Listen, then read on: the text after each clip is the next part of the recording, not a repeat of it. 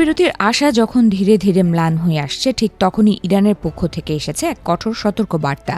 অন্যদিকে যুক্তরাষ্ট্রও সামরিক প্রস্তুতি জোরদার করে এমন সব পদক্ষেপ নিচ্ছে যা নতুন করে বড় ধরনের সংঘাতের আশঙ্কাকে আরও বাড়িয়ে তুলেছে।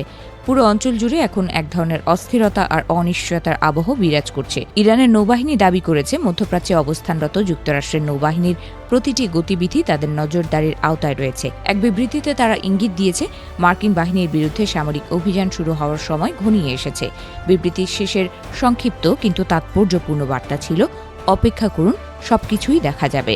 এই মন্তব্য আন্তর্জাতিক মহলে নতুন করে উদ্বেগ তৈরি করেছে।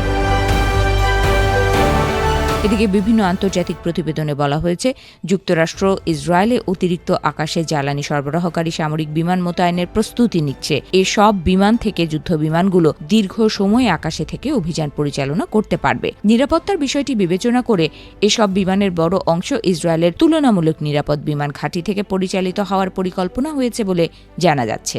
মার্কিন প্রেসিডেন্ট ডোনাল্ড ট্রাম্প হোয়াইট হাউসের সিচুয়েশন রুমে শীর্ষ নিরাপত্তা কর্মকর্তাদের নিয়ে জরুরি বৈঠক করেছেন বলেও বিভিন্ন সূত্রে জানা গেছে।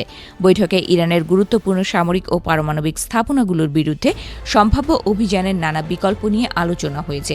যদিও এখনও চূড়ান্ত কোনো সিদ্ধান্তের ঘোষণা আসেনি, তবুও কূটনৈতিক মহলে ধারণা করা হচ্ছে পরিস্থিতি দ্রুত পরিবর্তিত হতে পারে।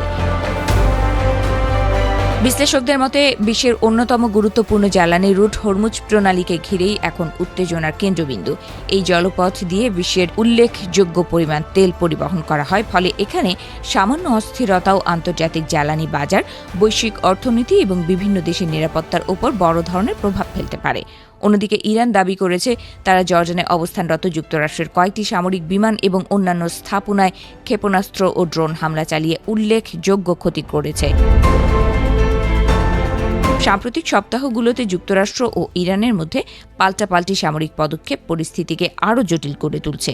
যুদ্ধবিরতির সম্ভাবনা ক্রমেই ক্ষীণ হয়ে আসছে, আর প্রতিটি নতুন পদক্ষেপ পুরো অঞ্চলকে আরও বড় সংঘাতের দিকে ঠেলে দিচ্ছে।